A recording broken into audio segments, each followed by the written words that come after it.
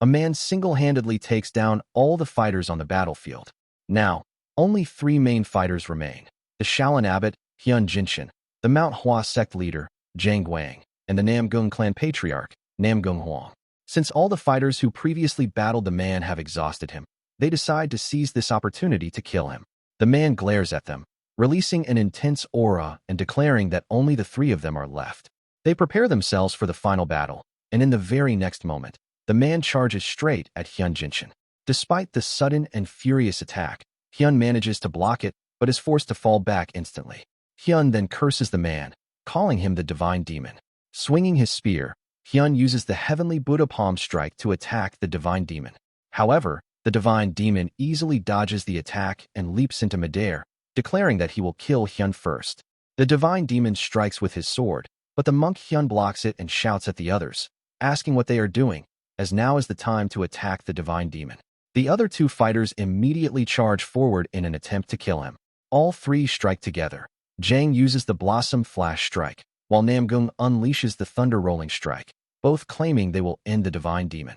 Both attacks land. The moment he touches the ground, Hyun finds an opening and attacks again, praying that the divine demon may be reborn in paradise.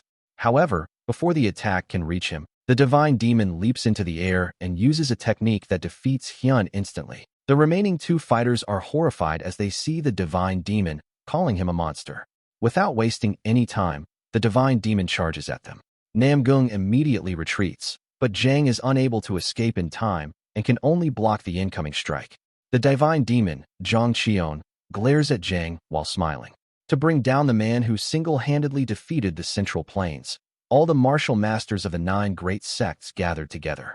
Even so, when facing the one whose martial strength was considered the greatest under heaven, their alliance was pushed to the brink of collapse. As their swords clash, Zhang then uses the Plum Blossom Rain technique to attack Zhang.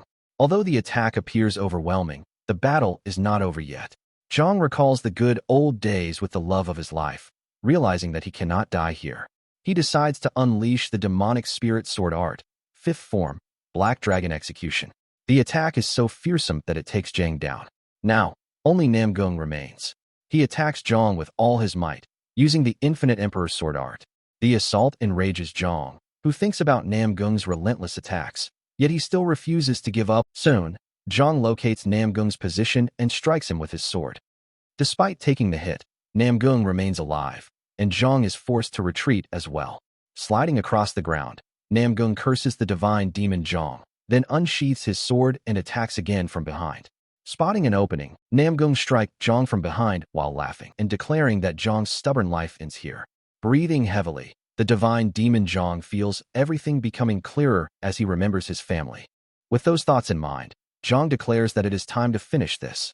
Namgung is confused by his words, but Zhang shouts that he wants to end it now. Zhang then grips his sword and strikes, taking down Namgung along with himself. After taking the blow, Namgung stops resisting, and Zhang delivers the final strike, bringing him down. Now, only Zhang is standing, and the 9 great sects have been completely annihilated. He asks Yanawa, Suk, and Young if this is enough. Zhang's life begins flashing before his eyes. He recalls the first time he fought alongside his friends, when a martial master noticed Zhang's unique fighting style. Zhang wonders if this is his life passing before him. It has been a long time since he last saw it, his master's young face. Yes, his time in the martial world began there. It all started with brawls for survival, wandering without a home, relying solely on a single sword. To live another day, he had to take down someone. Endless and meaningless fighting followed. Such a life makes one question whether it has any meaning at all. He then remembers the girl who once told Zhang that she understood those feelings, because she too struggled daily in the marketplace, constantly clashing and arguing with others. In this world, she said, one must treat everyone as an enemy in order to survive. At the same time, soothing her younger siblings and enduring their endless complaints about food exhausted her. Yet those moments were the most precious to her. When she lost her parents and collapsed in despair, her siblings gave her life meaning once again. She smiled warmly and suggested that Zhang find meaning in his own life. He wanted to live together with them. For someone like him, who only knew how to kill, she gave him a reason to live. He raised his sword once more, this time for vengeance. His life drifted without roots, and for a long time, it seemed to hold no meaning at all. Now, in the moment of death, All he can remember is her face as he cries out in anguish. He realizes that the answer had been there all along. For 15 years, he walked this path alone.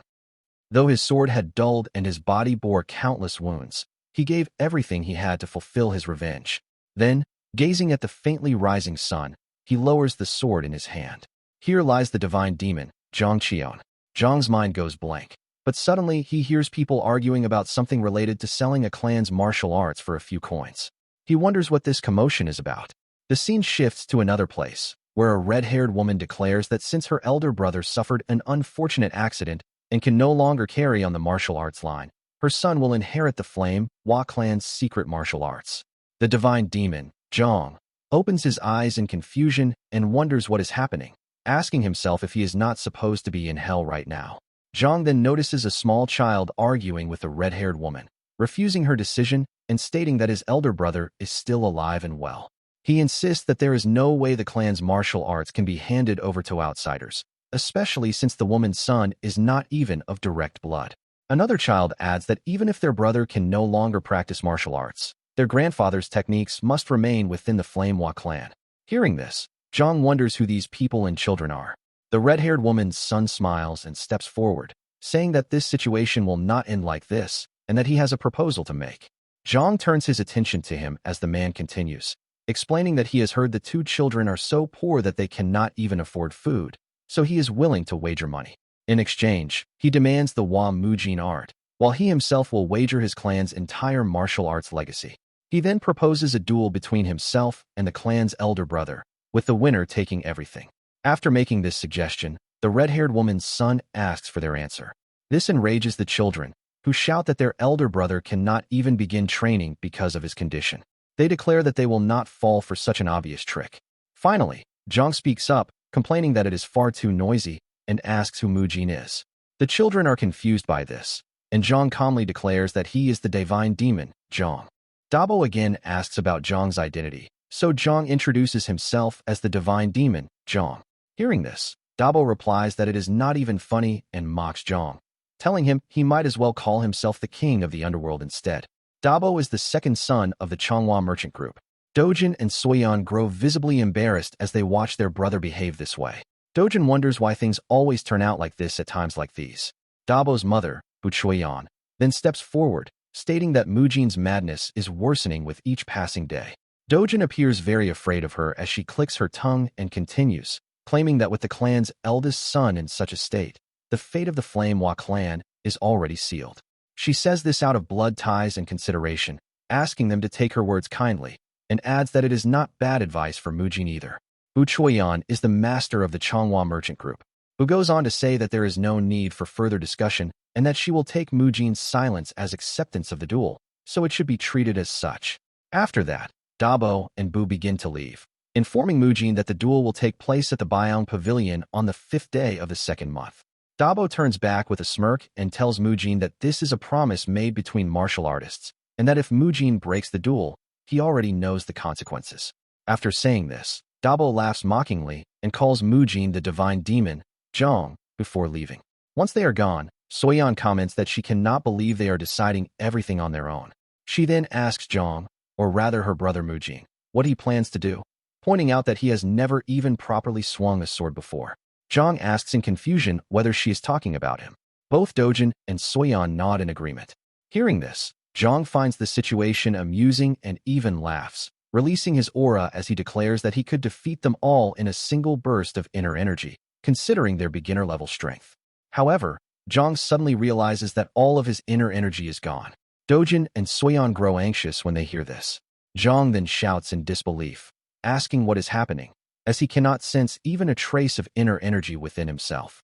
Not only that, he notices that something is wrong with this body, as it feels extremely frail and weak. He wonders whether he can even properly hold a sword. Zhang finds the entire situation absurd, but Soyan suddenly shouts at him, looking deeply embarrassed and telling him to stop. Startled, Zhang turns to look at her. She calls him brother and begs him to come to his senses, saying that even if he is in a state of madness, he is still the head of the family. Overwhelmed with emotion, she begins to cry, asking what kind of person would silently endure such humiliation. Hearing this, Dojin tries to scold her, telling her to apologize immediately and reminding her that this is not how she should speak to her brother. Soyeon shakes her head, refusing to apologize, and cries even harder, claiming that everything is Moojin's fault and that their mother and father died because of him. Jong remains silent, enduring her words without protest. After that, Soyeon runs away, while Dojin lets out a deep sigh. He then tells his brother, now Jong, that although he may not remember, Soyeon often loses control of her emotions like this, and he asks for Jong's understanding. Jong agrees, and Dojin also decides to leave. Now standing alone in the courtyard, Jong feels utterly confused as he realizes that even children are treating him as a madman. He finds the situation truly unbelievable. As time passes and the sun begins to set, he had even fulfilled his vengeance for Yanawa and her siblings. After all of that, he should have closed his eyes in peace, yet now he finds himself inside a weak and fragile body. Jong stomps the ground in frustration, questioning how this could have happened and wondering about the identities of the children who resembled Suk and Young. On top of that, they keep calling him mad, adding even more confusion to his thoughts. As he struggles to make sense of everything, a servant suddenly comes running toward him. The servant looks extremely worried, explaining that Dojin has gone out again despite his frail condition. He asks Jong if he has any idea how concerned everyone has been. Jong responds by asking who the servant is, since he seems to know Moojin well. The servant becomes visibly confused and lets out a sigh, assuming that this is yet another episode of madness. Because of that, he decides to explain everything once again. The servant introduces himself as Maesok, a vassal of the Flame Hwa clan. He explains that Moojin was once so talented and highly respected that countless Orthodox sects wanted to take him in as a disciple. At the age of 23, Moojin became the leader of the clan, and that person is none other than Jong. Maesok then adds that this makes it the 6,205th time he has explained this. Hearing the explanation, Jong asks why his energy core is in such a state now if he was once so great, and he also asks about the so-called madness and why everyone treats him like a lunatic.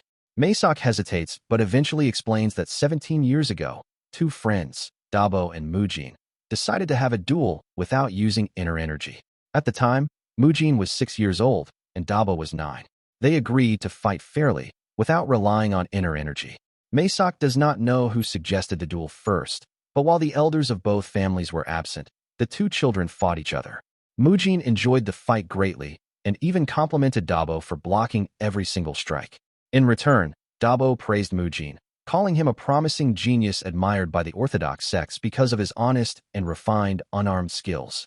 Hearing this, Moojin became confused and asked why Dabo was suddenly saying such things. Suddenly, Dabo used his inner energy and struck Moojin, calling him a fool. Moojin was sent flying and crashed to the ground. From the ground, Moojin asked why Dabo had used the 7 wounds fist strike, even though they had agreed not to use inner energy. Dabo smirked and asked Moojin whether he still considered him a friend after that. Dabo then confirmed that the attack was indeed the 7 wounds fist strike passed down by the Kongdong sect, explaining that its aftereffects were no joke, even if used only once. He further revealed that he had recently tested it on a senior disciple who had become arrogant, leaving him bedridden after a single strike. Dabo then charged forward again, glaring at Moojin and declaring that he wanted to see how much Moojin could endure. After that, he repeatedly punched Moojin. Hearing this story, Jong finally understands why his inner energy is gone and why people label him as insane. If everyone believes that Moojin's condition is an aftereffect of the 7 wounds fist strike, then it all makes sense. Jong concludes that Dabo tampered with Moojin's nerves, crippling him into a state of madness and leaving him without an energy core. Not only that, but Dabo now dares to shamelessly demand a duel. Jong turns to Maesok and asks what punishment Dabo received for causing such damage. Maesok replies that the decision was made by the former clan patriarch, Moojin's father. Although Dabo was his nephew, he was also the son of the Changhua merchant group, one of the top 10 powers in the Central Plains.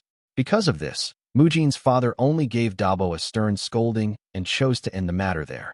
Hearing that his own son was crippled by the 7 wounds fist strike and that the only punishment was a verbal reprimand, Jong lets out a cold smirk. Jong then begins walking and asks Maesok about the whereabouts of Moojin's parents.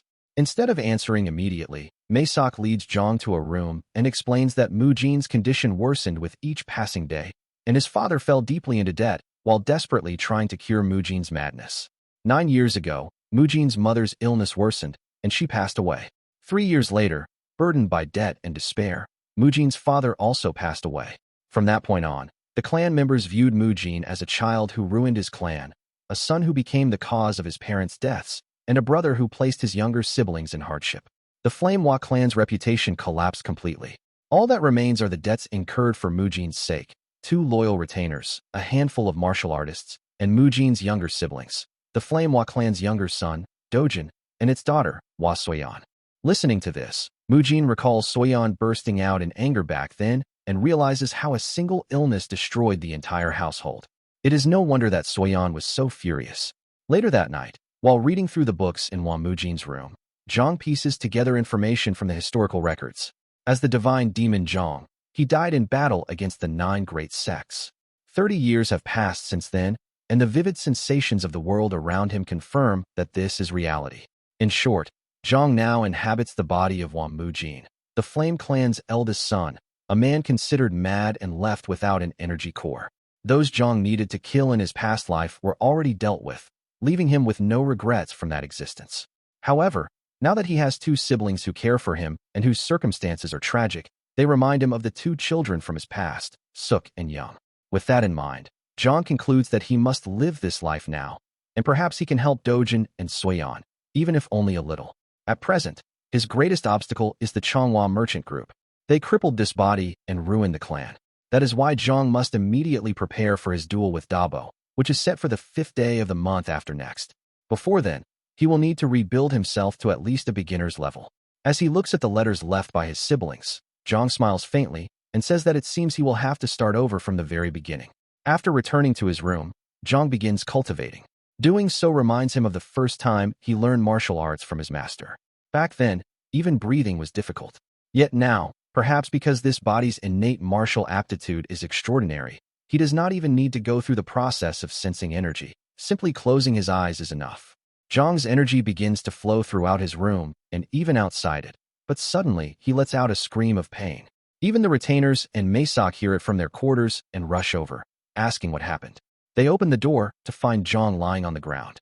The brown-haired retainer smiles and remarks that Mujin has finally died, but when he checks his nerves, he realizes that Mujin is perfectly fine. In fact, his pulse is stronger than ever. Confused as to why Mujin seems healthier than before, the retainer is startled when Zhang suddenly grabs his hand and asks what is wrong with this body, explaining that all he tried to do was form an energy core, but the pain was unbearable. The brown-haired retainer becomes deeply confused, and Zhang asks whether this body has some kind of special constitution. The retainer stammers before replying that if Zhang is asking about Mujin's constitution, it is said to be the heavenly martial body. Hearing this, Zhang is stunned. The brown-haired retainer laughs and forcibly pinches Zhang's hand, explaining that it is a rare heroic constitution chosen by the heavens, or so he was told by a Shaolin elder monk. Seeing him laugh, Zhang asks why it is amusing and realizes the truth.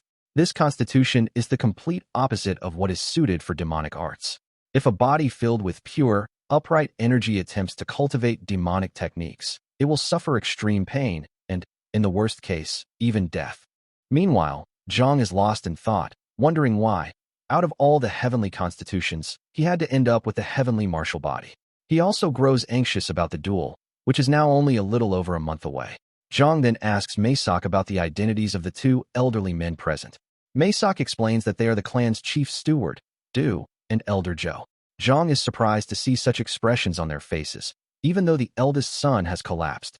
Elder Zhou quietly whispers to Steward Du that Mujin's symptoms are worsening, meaning it is time for them to prepare themselves. Hearing this, Zhang curses Zhou under his breath and begins coughing again. Maesok shouts, telling Zhang that he cannot die yet. In his mind, Zhang responds calmly that he will not die like this.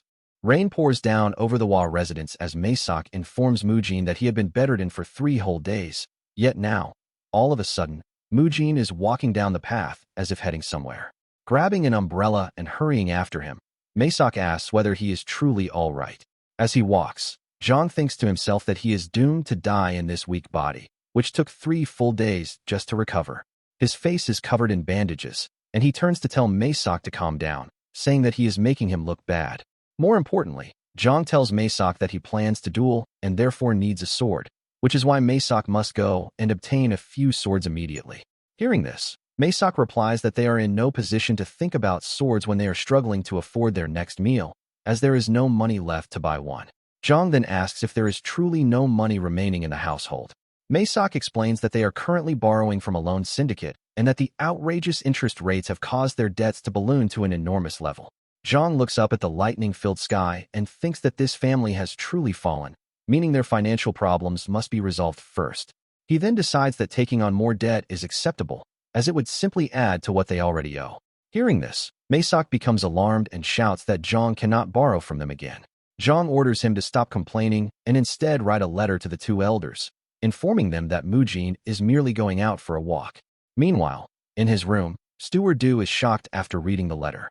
Elder Zhou, however, asks what the problem is, claiming that the loan syndicates would simply turn Mujin away. Du replies that this is not the real issue. If Mujin recklessly provokes the loan syndicate, then minor lawless factions could become involved. Despite the warnings, Zhang eventually arrives at the loan syndicate, only to find their path blocked by a large, burly man. Zhang smirks and tells the man to inform his leader that Mujin of the Yanawa clan wishes to see him. The loan syndicate's gatekeeper, Kong Noho. Ignoring this, Zhang taunts Kong, saying that if he cannot handle the matter, he should call someone above him instead. This angers Kong, and seeing the tension rise, Maysak quickly bows an apology, explaining that their young master is unwell. Standing face to face with Kong, Zhang asks what he is staring at. At that moment, another man suddenly appears between them, casually flipping a coin as he asks what is going on. Zhang is startled by the sudden appearance, and Kong explains to the newcomer that Zhang wishes to meet the leader. Observing Kang's respectful tone, Zhang asks whether this man is in charge. The man asks Zhang for what reason he wants to meet their leader. Zhang calmly replies that he is here to borrow money. Hearing this, the man, revealed to be the deputy leader, Ma Zhengbo, decides that since Zhang is a customer, there is no need to bother the leader. Ma Zhengbo then opens the door and invites Zhang inside. Once inside, Zhang and Maysak are led to an unfamiliar area. As they cross a bridge, Maysak whispers to Zhang, urging him to turn back because he has a very bad feeling about this. Zhang asks why, pointing out that they have already come this far. Maysak explains that a few days earlier, an old woman at the market tea house claimed she saw two assassins from the loan syndicate. Maysak also heard that these individuals are incredibly skilled martial artists who have mastered the twin ruinous force known as the moonslaying heaven technique. Realizing that Zhang does not recognize the name, Maysak repeats that it is the twin ruinous force, the moonslaying heaven technique. Hearing this, Zhang stops and asks Maysak what he expects him to do about it. At that moment, Ma Zhengbo laughs while flipping his coin, saying that it seems the servant is quick to understand the danger, but it is already too late for them to turn back. Zhang is startled when he senses someone pointing a sword at him, and he soon realizes that he is surrounded by fighters. Ma Zhengbo then orders the fighters to begin. Zhang asks if this was their intention from the start. Hearing that, Ma Zhengbo turns and replies that at a crowded entrance, they cannot simply eliminate the Yanawa clan's eldest son outright. Ma Zhengbo continues, stating that Mujin cannot even repay the principal, let alone the interest, calling his situation shameless. He adds that he will not allow Mujin to bleed him dry the way his parents did. Maysak steps forward and begins begging them to spare their young master Mujin's life. But Zhang is confused when Ma Zhengbo mentions his parents and declares that he never had parents. Everyone present falls silent upon hearing this, and Zhang realizes that, for a brief moment, he had mistaken Mujin for his former self from his past life. The fighters move to attack, and Ma Zhengbo orders them to merely rough him up. Following the command, one fighter grabs Zhang by his robe and strikes at him. Maysak is terrified at the sight, but in reality, Zhang counters the attack and easily injures the fighter's arm. The fighter cries out in pain and collapses to the ground, shouting that the timid Zhang has some light footwork. Zhang continues by mocking the fighter, saying he is surprisingly soft for such a big man. Zhang remarks that with this frail body, using such methods is far better than engaging in a direct fight. Flipping his coin, Ma Zhengbo demands to know what they are doing and orders them to hurry up and finish it. Another fighter charges at Zhang. The fighters continue attacking, but not a single blow lands, as Zhang effortlessly avoids every strike. The fighter pours all his strength into a final attack, but since Zhang cannot rely on brute force, he instead uses movement techniques. Zhang lunges forward and strikes with his head. The fight is not over yet, as the fighter attacks again, but Zhang once more dodges the blow and counters with a powerful kick, slamming the fighter to the ground and sending him crashing into the other fallen fighter. Both fighters are barely able to stand. Maysak looks at Zhang in disbelief and asks if he is all right. Zhang replies by asking whether Maysak cannot see that he is perfectly fine. Shocked, Masak asks where in the world he learned such techniques. Zhang explains that this is not martial arts at all, but survival skills he naturally picked up while living on rough streets. Zhang then pauses in confusion and asks himself when Mujin ever lived on the streets. Still flipping his coin out of habit, Ma Jungbo compliments Zhang, saying that he is quite skilled. He then attacks Zhang by flicking the coin toward him, challenging him to dodge it. Just like before, Zhang instinctively avoids the attack and turns back, realizing that Ma Jungbo had thrown the coin. Zhang states that he only wants to speak with the leader and asks why they are making things so difficult. Ma Jungbo replies coldly that the leader is not someone Zhang can simply meet so casually. Then Mo Jungbo attacks Zhang, but Zhang blocks the sword with nothing more than a pair of chopsticks. Mo Jungbo is stunned to see his blade stopped by such a simple object. Zhang explains that he brought the chopsticks as a replacement since he does not have a sword, but they turn out to be quite useful. As they continue fighting, Zhang realizes that this is exactly as he expected. Mo Jungbo is using a martial art that no one has ever heard of. Even so, Zhang finds an opening and strike at Mo Jungbo with the chopsticks. Mo Jungbo is shocked that Zhang not only blocked a sword with chopsticks, but also exploited the moment so precisely. Enraged, Mo Jungbo swings his sword again, but Zhang dodges it swiftly and remarks that if Mo Jungbo underestimates chopsticks, he will regret it. Zhang begins attacking while swinging the chopsticks with precision. As he takes the hits, Mo Jungbo recalls the rumors claiming that Mujin could no longer use inner energy, yet somehow he has reached such a high level, and he swings his sword once more, but Zhang dodges again. This makes Mo Jungbo question whether Zhang is truly the Mujin of the Yanawa clan that he once knew. As Zhang strikes Mo Jungbo, he comments that he heard their family was drowning in debt, which made him curious about what kind of people the Lone Syndicate really were. Yet despite their bold extortion, their skills turn out to be pitiful. Realizing that he is losing the battle, Mo Jungbo retreats, deciding to show Zhang a taste of the martial arts that Zhang supposedly looked down on. Zhang is confused by this and responds that he has never looked down on any martial arts.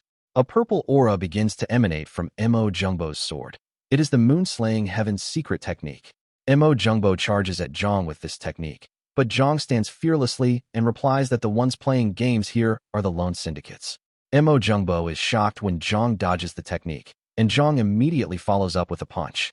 As this happens, Mo Jungbo wonders who Mujin truly is and concludes that he has been hiding such strength all this time.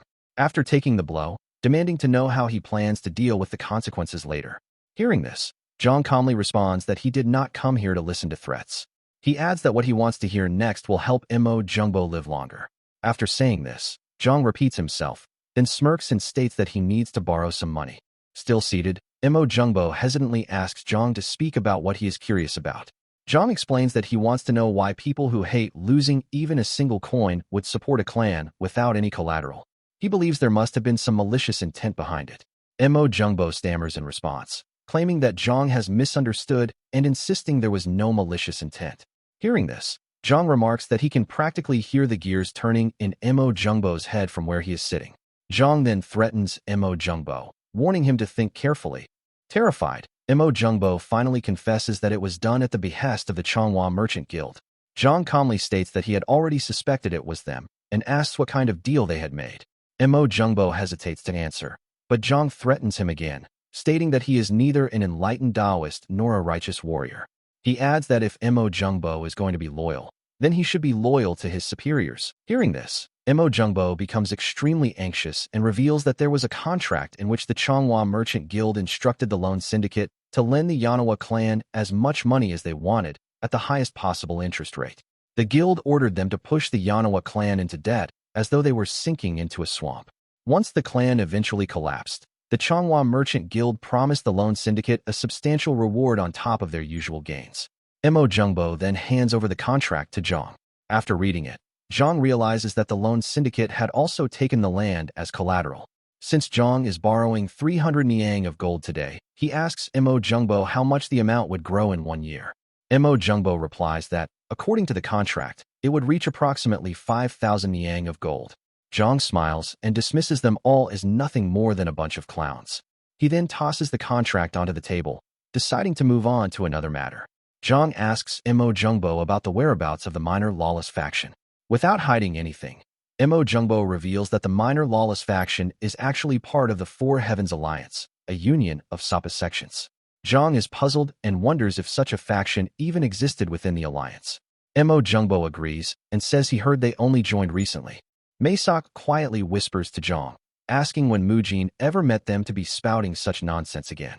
Zhang tells Maesok not to worry about it, saying it is too troublesome to explain.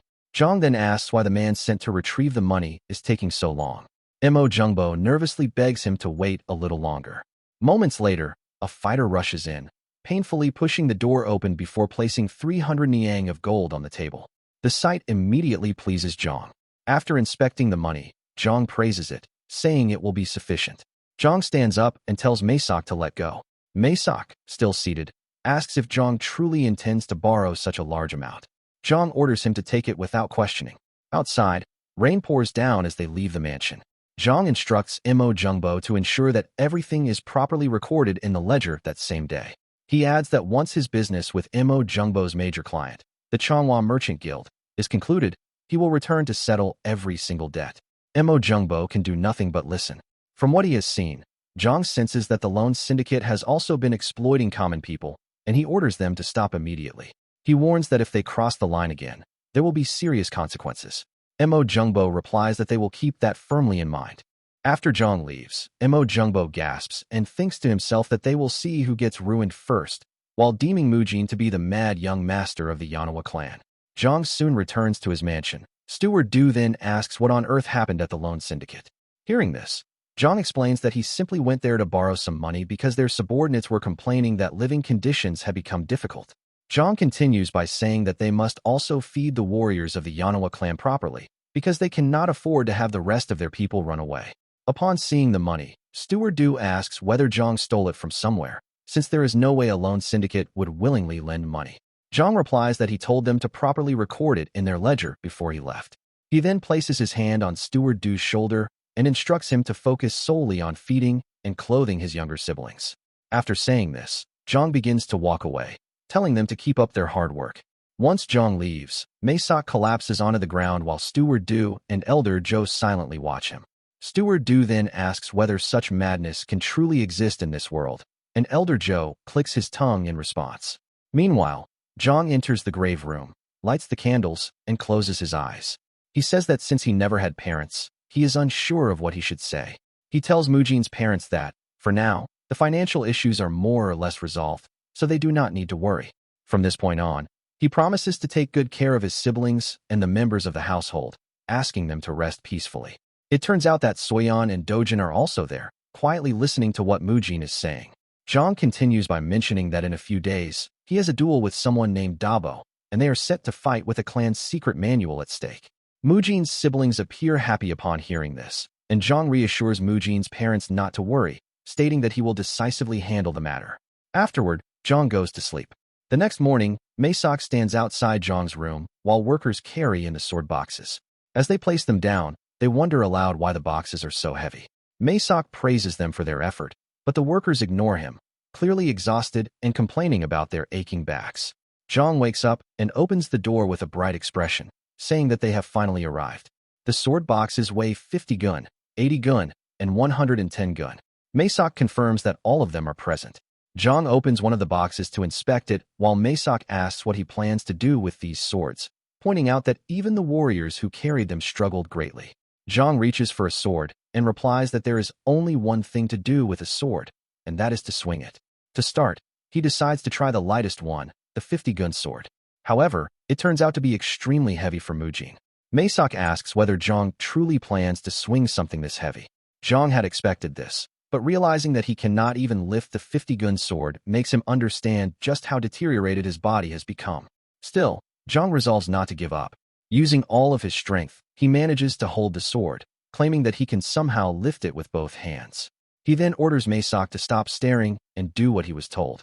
Maesok stands up, and as Zhang drags the sword back to his room, he tells Maesok that from now on, his meals should include meat side dishes. Maesok comments that he is worried about Zhang, but Zhang ignores him, closes the door, and grips the sword with one hand. As he holds it, Zhang thinks about how only half a month remains until the duel.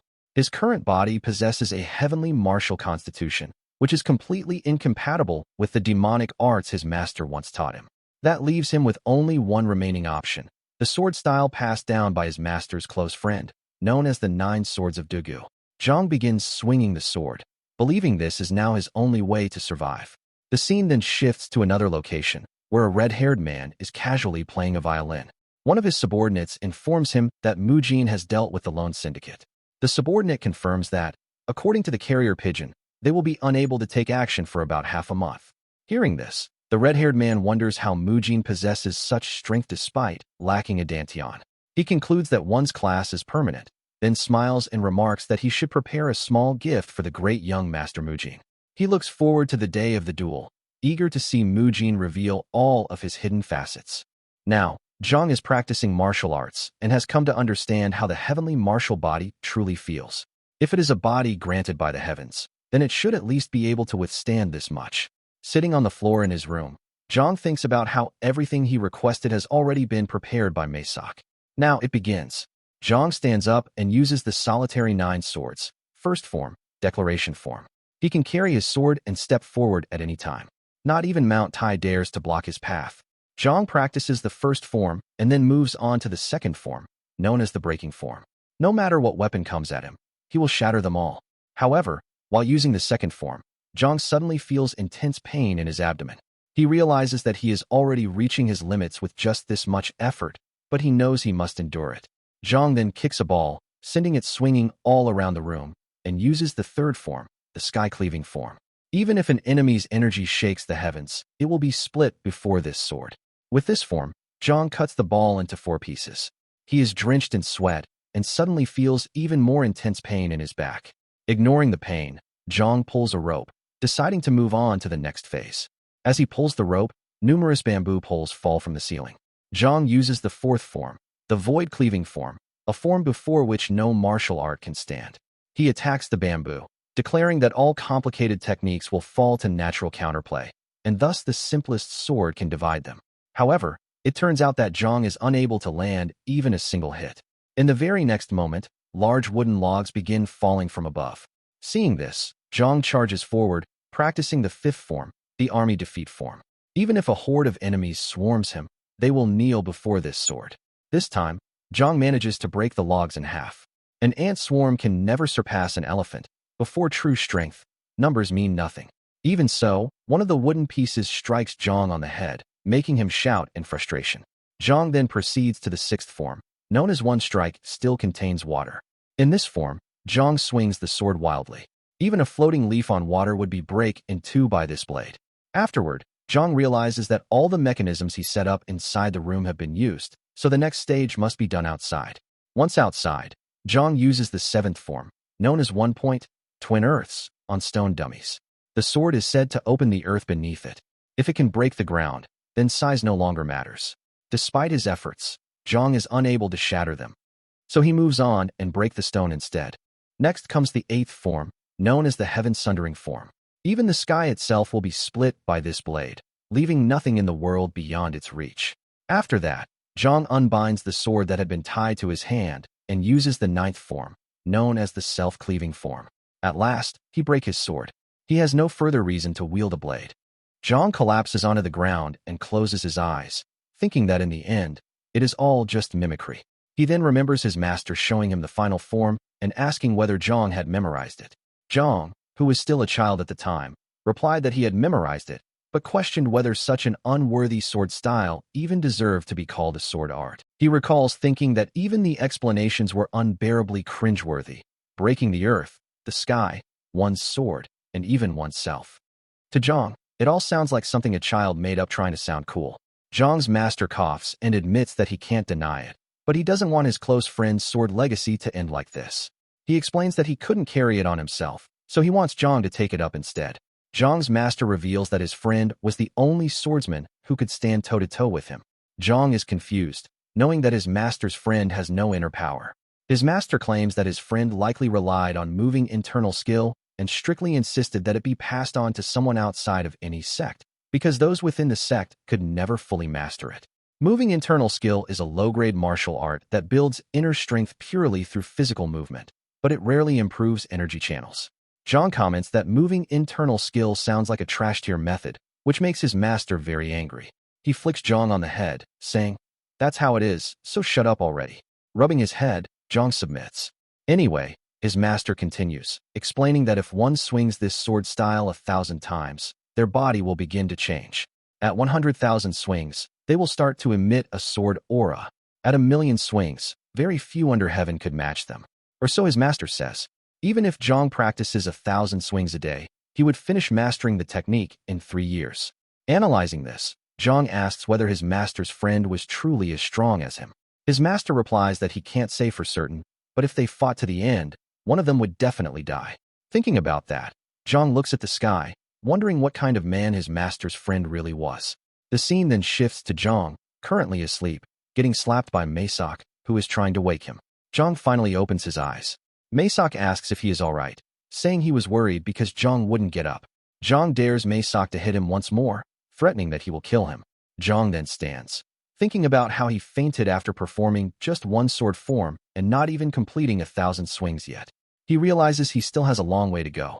Maysak brings a meal, informing Zhang that it's time to eat. Seeing that he has been served pork, Zhang notes it, and Maysak explains that yesterday Zhang asked for meat side dishes. He adds that it has been so long since they had meat, so they should enjoy it.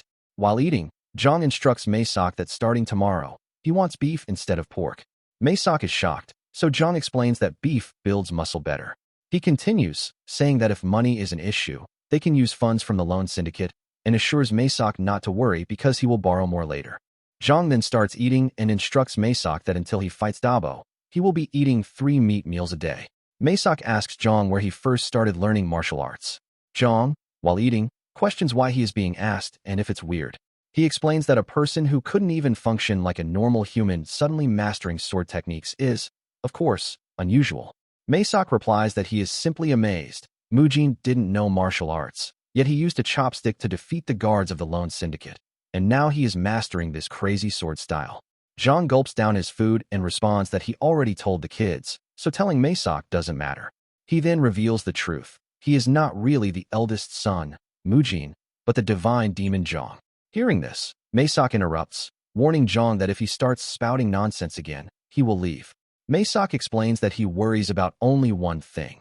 Like before, Zhang might lose his memory again, transform into someone else, and disappear without a word. He looks worried and asks if Zhang is thinking of abandoning the Yanhwa clan. Zhang, putting his chopsticks back on the tray, confirms that he would never abandon the clan, not until Yanhwa becomes the strongest martial family in Sichuan. He adds that, besides that, he doesn't really have anything else to do.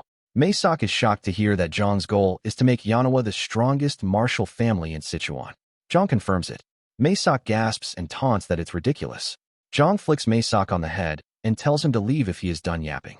Maysak stands up and exits, leaving Zhang alone. Zhang then reflects on making Yanhwa the strongest in Sichuan, claiming that this alone would be enough for Mujin as well. The scene then shifts to Elder Zhou and Steward Du, who are holding a meeting in a room. Elder Zhou tells Steward Du that in 10 days, the duel between Dabo and Mujin will take place. Steward Du replies that Dabo will definitely try to end Mujin's life and, after that, come for the Yom Emperor's inheritance. Hearing this, Elder Zhou suggests they should run before that happens. Steward Du is shocked and asks what he means. Elder Zhou urges him to think carefully, explaining that they cannot allow the last 2 remaining members of the clan to be harmed as well. Zhang clicks his tongue, looking exhausted from practicing sword swings, thinking that just by swinging a sword every day, he has built some muscle in his arms. He has finally reached the point where he can swing a 110-gun iron sword with one hand, but he wonders why his sword technique is still unstable. Thinking about it, Zhang clicks his tongue again, noting that there is only a week left until the martial arts competition. Suddenly, Dojin and Soyan enter the room, commenting on how hard Mujin is still training. Noticing the kids, Zhang asks what brings them here and tells them to play somewhere else because it's dangerous. Dojin replies that they were worried and admits he had been watching for a few days, fearing Zhang might be overdoing it. Soyan asks if Mujin is training because of what she said when she was furious last time, clearly worried and recalling her anger. Zhang responds thoughtfully, realizing that whenever he sees these kids, he is reminded of them. He pats both of their heads reassuringly, telling them not to worry. Dojin then strikes a pose like he's swinging a sword and asks Mujin to comment on his stance, complimenting him on looking very impressive. While doing so, Dojin asks if this is how Mujin performs it, noting he really looks like a martial artist. Soyan quickly corrects him, pointing out that Mujin stretches his arm a bit more. Zhang finds the kids adorable as they try to imitate him. The children continue to argue, insisting that their stance is completely different from Mujin's. Hearing that, Zhang asks if that's really true. Seeing the kids reminds him of his own training with his master. At one point, when Dojin stretches his arm, Soyeon bites him playfully. Zhang recalls his master's teaching. While swinging the sword, one should exhale and hold, making sure not to rush. When returning to position, inhale slowly and briefly. Thinking about this, Zhang remembers that the most important aspect of the solitary 9 swords is the pupil's breathing method, a lesson he had forgotten. He smiles, reassuring the kids not to worry, and confirms that he will definitely win. After saying this, he throws them out of the room, telling them to go back to their own room. The kids are shocked but smile, thinking nothing will happen. Focusing back on his training, Zhang concentrates on breathing, exhaling while swinging, holding his breath as long as possible without rushing, and returning to position with a slow, short inhale. He releases all the internal energy gathered in his body at once. This time, Zhang is able to tear the wood into small pieces. The pupil is a form of Qigong that builds internal energy directly through physical movement, compared to other Qigong methods that circulate energy through meditation. It is classified as a lower-class martial art, where significant development of energy channels is difficult to achieve. In awakening such pupils, a stable breathing method is essential. Unlike before, when swinging the sword was difficult, Zhang's body gradually stabilizes as he synchronizes his breathing with the sword technique. After repeating the sword training dozens of times, the dantian, which had been scattered for years, slowly begins to condense. The scene then shifts to Elder Zhou, who asks Maesok, working in the kitchen, if young Master Mujin is still training. Maesok turns and confirms that Mujin has now completely transformed into a completely different person. At first, Mujin kept collapsing, but now he doesn't even show signs of weakness. Maesok explains that the divine energy treatment from the Mudong before seems to have been effective. Hearing this, Elder Zhou places his hand on his head, thinking that even with Wudong Baeksan's treatment, improvement shouldn't happen in just one session. He instructs Maesok to inform him if anything unusual occurs, but before Elder Zhou can finish, Maesok starts walking away, saying he understands. Elder Zhou clicks his tongue in realization. After preparing the food, Maesok runs to Zhang's room, announcing that it's time to eat. Zhang is standing there, holding a massive sword, and the room is a mess. Maesok, bewildered, asks what is going on. Ignoring him, Zhang comments that the room is too narrow now. Maesok grows even more confused, and Zhang clarifies that it's too narrow to continue training, so he should use the training ground from now on. Zhang heads to the training ground, but the fighters there are displeased at his arrival. Reaching the ground, Zhang realizes he wasn't informed that there would be guests. Maesok, nervous, explains that Mujin still intends to use the large training ground. The fighters are furious, and Zhang stomps his sword on the ground, declaring that they all heard him. Since he needs space to train properly, he will borrow the large training ground for a while. He instructs them to leave, suggesting they can use another nearby ground. The martial artists scoff. Their anger is palpable. Noticing their expressions, Zhang comments that their eyes look quite challenging. One of the martial artists attempts to argue, but their commander stops him, ordering everyone to step back because Mujin will be training. This commander is Keelboin, leader of the Yanawa clan's death squad. As the martial artists start leaving, Keelboin whispers to himself that it seems the madness has erupted again. Hearing this, Zhang taunts him, calling him a dull talent. Keelboin grows furious and turns back. Zhang smirks and says that if Keelboin has complaints, he should say them to his face, because bottling up feelings is for cowards. Keelboin asks what Mujin is suggesting. Zhang replies that among people who live by the sword, complaints should be addressed directly. He points his sword at Keelboin, saying they must fight it out. Keelboin responds that no matter how much a master is angered, no warrior draws a sword against the person who will become clan head. Zhang counters with the saying, "A dog that bites doesn't bark, and a barking dog is full of fear." He continues, telling Keelboin that if he isn't going to step forward, then don't bark from the start. Keelboin, enraged by the taunts, draws his sword and tells Zhang that regret won't save him. Zhang assumes his stance, claiming confidently that he is not the type to regret. Keelboin steps forward and swings his twin swords before Mujin, signaling the start of the duel. Mujin calmly takes his stance, and the fight begins. In a stunning display of control, Mujin plants his greatsword into the ground and effortlessly blocks Keelboin's first strike, leaving the spectators wide-eyed in disbelief. Even Keelboin's underlings are shaken by Mujin's precise and almost unreal movements. Mujin continues to evade every incoming attack with ease, which only fuels Keelboin's anger. Frustrated, Keelboin taunts him, demanding that he fight like a true martial artist. Hearing this, Mujin lands firmly on the ground and grips his greatsword once more. Keelboin, who has served the Yomwa clan for 25 years, believes the clan's downfall rests solely on Mujin's shoulders. To him, Mujin preaching about martial arts after bringing the clan low is something he simply cannot accept. With all his strength, Keelboin charges forward. In response, Mujin unleashes the solitary 9 swords, second form, breaking form. Their blades collide with tremendous force, and Keelboin instantly loses his balance. To his shock, even his internal energy trembles under the impact of Mujin's technique.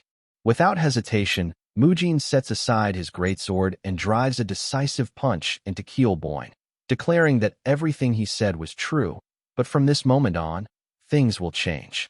The blow sends Keelboin crashing to the ground, unable to comprehend what just happened. The haze in his eyes clears, replaced by a sharp realization. Mujin now possesses the gaze of a true warrior. The entire crowd is stunned by Mujin's victory. Keelboin's subordinates rush to his side, still grumbling and accusing Mujin of fighting dishonorably. However, Keelboin regains consciousness and orders them to be silent. He openly admits his defeat and begins to show genuine respect toward Mujin. Accepting the outcome, he instructs his men to stop interfering and move to the training ground next door. Once they leave, Mujin tells Masak to step out as well. The scene shifts to Keelboin and his underlings, who insist that he must have held back during the duel. Keelboin reveals the truth. He did not hold back. He had intended to leave Mujin half dead. More importantly, he acknowledges that their young master has changed and gained what he calls a heavenly opportunity. Hearing this, Masak quietly wonders when such a transformation could have occurred. Still, seeing Mujin's growth firsthand, he accepts the change. Later that night, Steward and Joe hold a private meeting. The duel with the Changhua Merchant Guild is set for tomorrow. They reflect on the 27 years since they first entered the clan and recall how extraordinary the Flame Emperor was in his youth.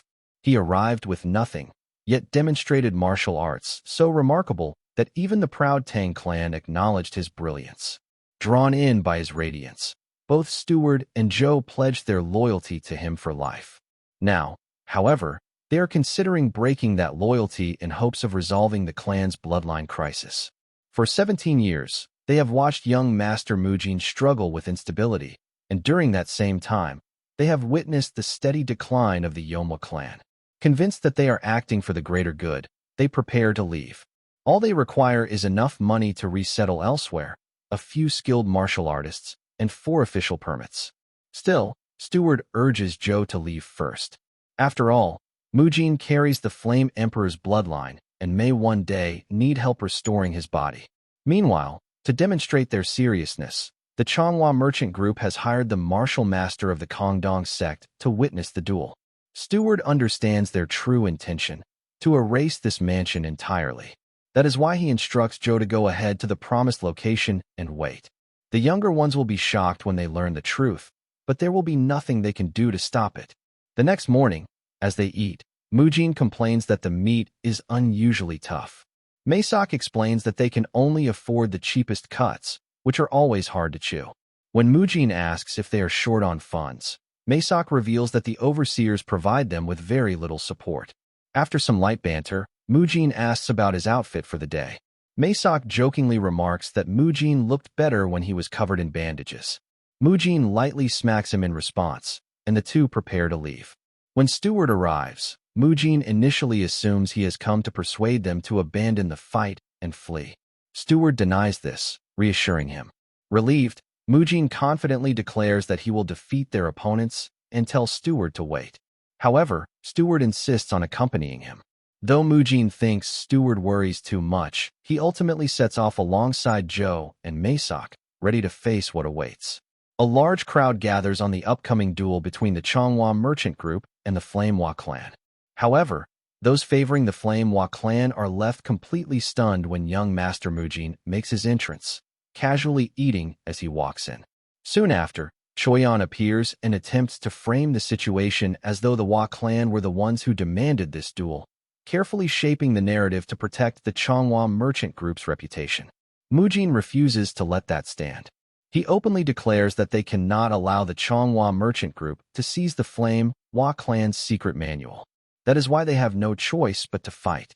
The crowd is taken aback by this revelation, and murmurs ripple through the audience. Watching the reaction, Choyan wonders how long she will be able to maintain her composure. Today's official witness, Han Yang of the Kongdong sect, arrives at the arena. With both sides ready, Han Yang formally declares the start of the duel, and the crowd erupts in excitement. On stage, Dabo informs Mujin that the outfit he is wearing is the official martial uniform of the Flame Hua clan. He explains that it was personally sent to commemorate the return of Hua Mujin. In response, Mujin draws his massive greatsword and confidently announces that he will reclaim everything taken by the Changhua merchant group once the duel is over. The sheer size of the blade shocks the spectators. Many wonder whether proper swordsmanship can even be performed with such a weapon, especially since the Flame Emperor was historically known for his barehanded martial arts. From the sidelines, Joe asks Maesok whether Mujin said anything unusual earlier. Maesok admits that Mujin became visibly angry when Steward suggested fleeing that morning. Although Maesok had been joking at the time, he genuinely believes that young Master Mujin can win. Still, deep down, he wrestles with uncertainty about whether this confrontation is truly the best course of action. The referee signals the start of the match by striking the bell. In the very next instant, Mujin launches himself into the air and attacks Dabo. The speed of his movement leaves the audience speechless. The young master who was once rumored to be consumed by madness now fights with remarkable strength and precision. Even so, Dabo regards Mujin's current level as that of an inexperienced challenger. Their swords clash repeatedly, the sharp echoes thrilling the crowd. Choyan is surprised that Mujin has lasted longer than she anticipated, though she still believes Dabo's skill surpasses his. As the battle intensifies, Dabo presses forward with a powerful strike. Mujin blocks and is forced back, but he remains steady. Dabo aims not only to defeat him, but to break his spirit. Steward watches in astonishment, having expected Mujin to fall almost immediately. Yet Mujin continues to endure. Standing beside him, Maesok reveals that Mujin has not yet shown his true strength. He has secretly witnessed Mujin training in isolation, and he knows there is something far greater still hidden beneath the surface. During the exchange, Mujin realizes that his current skill is evenly matched with Dabo's. But to him, that changes nothing. In the past, no matter how powerful his opponents were, he always prevailed in the end. Now, both Mujin and Dabo fight with absolute resolve, each fully prepared to stake everything on the outcome of this duel. Meanwhile, in another part of the city, Joe finally reaches the destination they had prepared in case they needed to flee. He carries the two younger children the entire way. Fortunately, they fall asleep along the journey, making it easier for him to move without drawing attention. Before leaving the mansion, Joe had asked Steward why he refused to come along. Steward answered calmly that Mujin is still the Flame Emperor's bloodline. No matter what happens, Steward chooses to stay behind and personally oversee what he believes may become the young master's final journey. Hearing this, Joe reluctantly agrees to go ahead and wait at the promised location. Back at the arena, the duel between Mujin and Dabo intensifies. Although Dabo continues to resist, Mujin internally concludes that his opponent is still only at the level of a novice. The crowd, once loud and excited, grows tense as it becomes clear that the young master of the Hua clan is gaining the upper hand. Many spectators had believed Dabo, an outer sect disciple of the Kongdong sect, would dominate the fight. Now, whispers spread that perhaps he is not as impressive as rumored. Those murmurs reach Dabo's ears. Angered by the belittling comments, he charges at Mujin with full force. From the sidelines, Maesok and Steward grow anxious and shout for Mujin to dodge. Instead, Mujin calmly activates the Peerless Nine sword's first form, preemptive step. He blocks the incoming strike and sends Dabo flying backward. Without hesitation, Mujin begins gathering his inner energy. The audience senses that this could be his finishing move. Dabo scoffs, claiming that Mujin's energy accumulation is too slow and lunges forward to interrupt him. But Mujin immediately transitions into the Peerless Nine Sword's second form, weapon destruction. The technique overwhelms Dabo completely. In the clash, Dabo's blade shatters. Seizing the opening, Mujin strikes decisively, injuring Dabo's arm and delivering a powerful kick to his chest that sends him crashing to the ground. Choyan watches in horror as Dabo lies defeated. Masak and Steward stand frozen in disbelief. Against all expectations, young Master Mujin has won. At that moment, Han Yang of the Kongdong sect leaps onto the stage and confirms that Dabo's energy core has been shattered. He questions whether Mujin needed to go so far, noting that the difference in skill had already determined the outcome. Mujin responds that if that is their perspective, then he also has something to say. He asks whether it was necessary to use the 7 wounds fist on the head of a 5-year-old child who knew nothing of martial arts. To him, today's actions are simply the conclusion of a grievance that began 17 years ago. From this point forward, he declares, the Changhua merchant group will bear the consequences of provoking the Flamehua clan. With that, Mujin turns and leaves the stage. Choyan collapses to the ground, overwhelmed and shaken, vowing never to forget this day. The spectators remain stunned for a moment before erupting into cheers for young Master Mujin. Many are deeply moved by the extraordinary sword techniques they have just witnessed, techniques unlike anything they have seen before. After leaving the arena, Mujin reunites with Masak and Steward. He announces that they will return home, a decision that causes Joe concern at the safe location. As Steward watches Mujin walk ahead, he quietly wonders whether the young master's back had always seemed this broad and imposing. Mujin suddenly asks Steward what he is staring at, causing Steward to panic momentarily, fearing that Mujin has discovered their plan to flee. Instead, Mujin brings up the gold he had entrusted to him earlier. When he asks whether all of it has been spent, Steward replies that a small amount remains. Mujin casually remarks that they may need to visit the Bangho sect again soon due to financial difficulties. Then his tone sharpens. Mujin states that he does not mind if Joe or any other warrior chooses to leave the clan. However, if anyone ever attempts to separate him from his 2 younger siblings, they will have to stake their lives on that decision. The scene shifts back to the promised hideout. The 2 younger children are now awake and complaining to Joe about being brought there without explanation. Just then, Joe reads the letter delivered by messenger pigeon. As his eyes scan the contents, his expression changes instantly, fear taking hold as he realizes what it says. Since the topic of money has come up, Mujin decides it is time to settle matters with the lenders from the Bangho sect. Determined to handle everything personally, he tells Steward to rest. Although Steward witnessed Mujin's victory in the duel, he still cannot hide his concern. Without delay, Mujin heads straight for the Bangho sect with Masak at his side. Along the way, Mujin tells Masak that from now on, he must stay close behind his big boss at all times. When they arrive, Jungbo is visibly shaken to see Mujin standing before him. He never expected to encounter him again. Mujin calmly states that he has come to repay his debts and casually remarks that the place seems unusually quiet today. Jungbo can clearly sense that Mujin is no longer the same as before. The air around him feels cold yet steady, the presence of a martial master radiating lethal intent. Taking a seat, Mujin asks for the whereabouts of their leader. Jungbo cautiously inquires why he wishes to see him, but Mujin repeats the question directly. At that moment, the boss appears in person, Chai Wunjil. Mujin questions why it has been so difficult to meet someone who merely wishes to talk. He then glances at the man standing behind Chai Wunjil and asks if he is one of his lackeys. The man is revealed to be Dongsal Hukjo of the Social sect.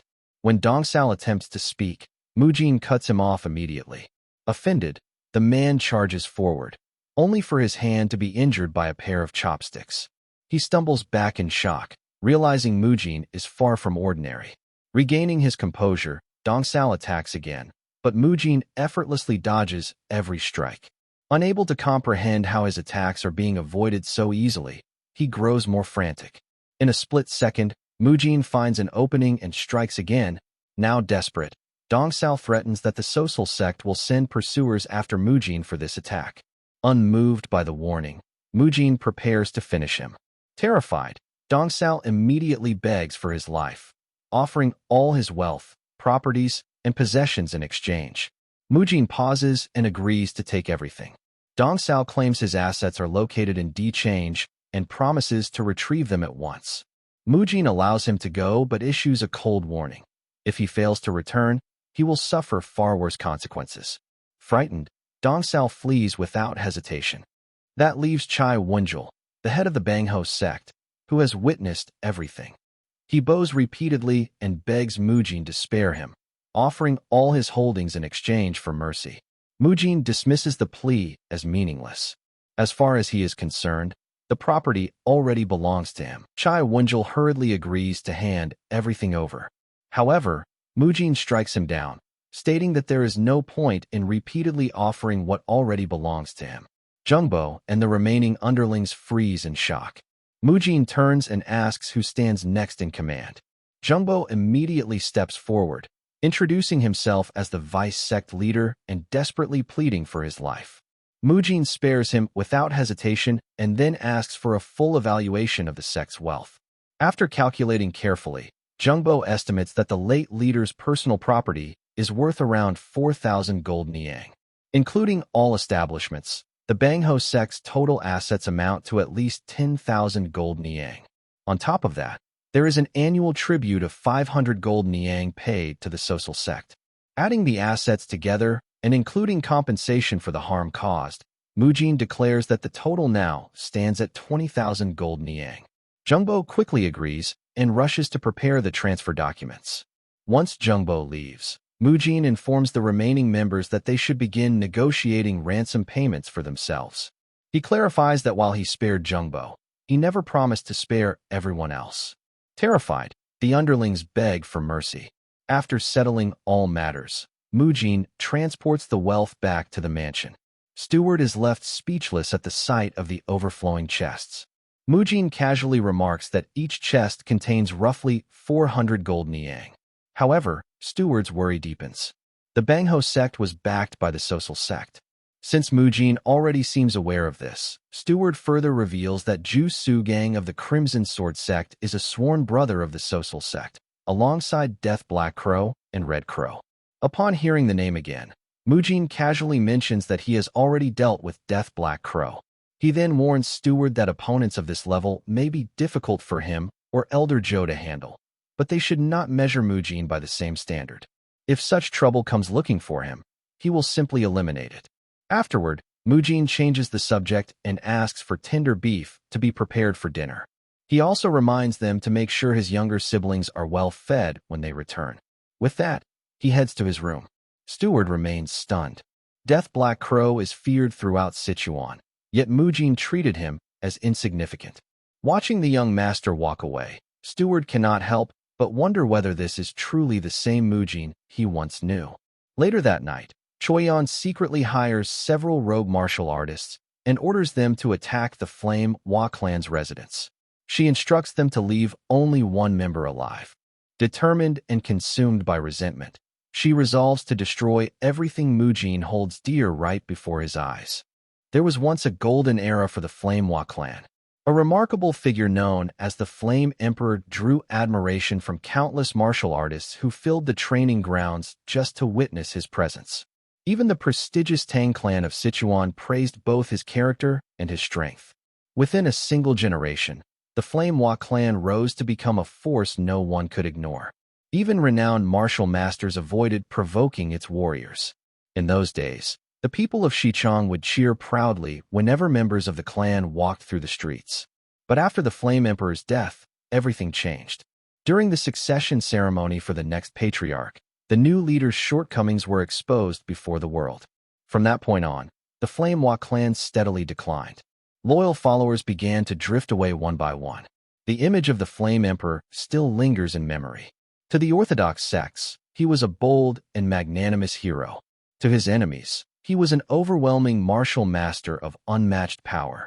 He was, without question, an extraordinary man. And now, for reasons he cannot fully explain, Steward finds that young Master Mujin's back resembles that same commanding figure. Suddenly, two exhausted warriors rush into Steward's room with urgent news. Assassins have been sent by the Changhua merchant group to ambush them. Elder Zhou and the remaining warriors are fighting as best they can, but the attackers greatly outnumber them. Realizing that the young master and the young lady are in danger, Steward immediately orders someone to inform Mujin while he heads toward the battlefield himself. The scene shifts to Zhou, who is standing alone, desperately defending the children.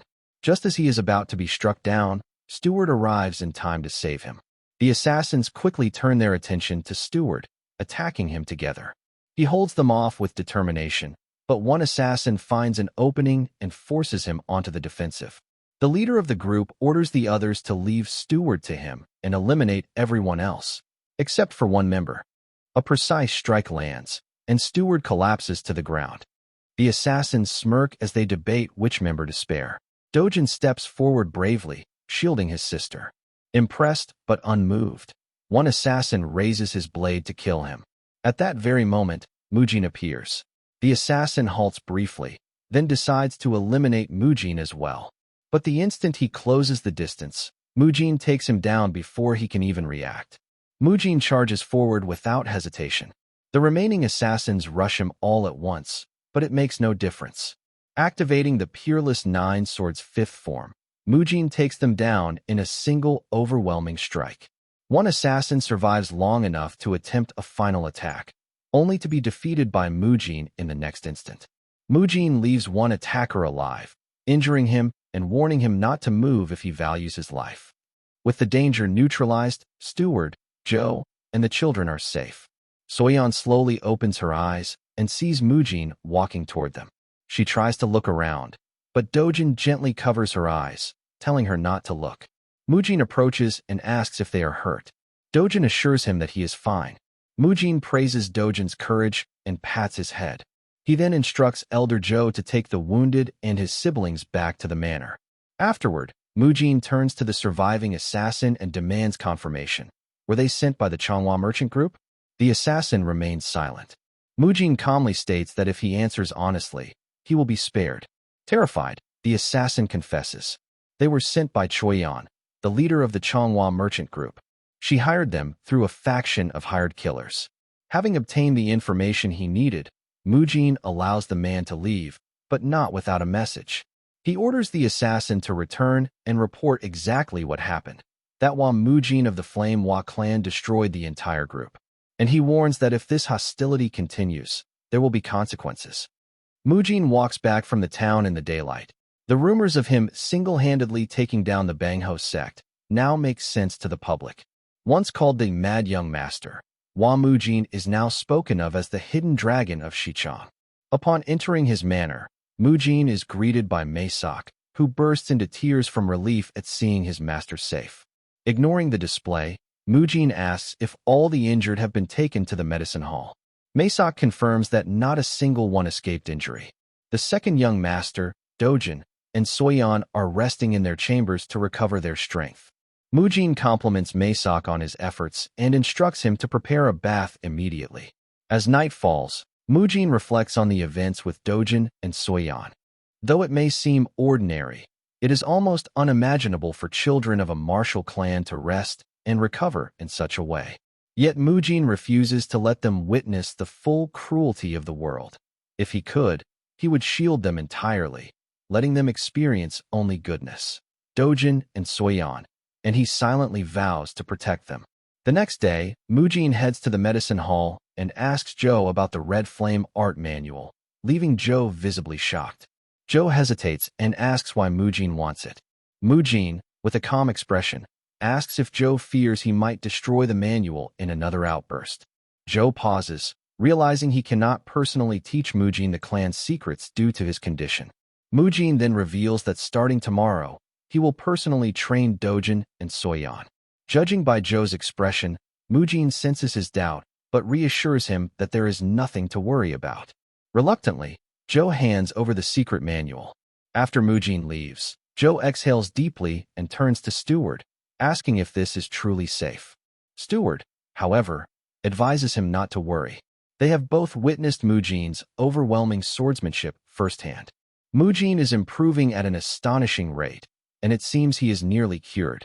Stewart believes the progress may be thanks to the Taoist treatment finally taking effect, though Joe has never heard of any treatment capable of enhancing martial arts. They both conclude that Mujin's sudden improvement must be the result of an encounter with a powerful martial master. For the first time in 17 years, the long shadow over the Flame-Hua clan seems to be lifting. At the Flame-Hua training ground, Mujin begins teaching the young ones, but they struggle to grasp his instructions. Seeing this, he simplifies his explanation. Face your opponent as if your feet are frozen in place, yet let your own movements be as free as a butterfly. This is a fundamental movement technique Mujin himself created, forged through countless real combat experiences. Both Dojin and Soyan are impressed, but Soyan hesitantly questions it, reminding Mujin that Joe and Stewart once said he had little real combat experience. Dojin quickly tells her not to start that argument.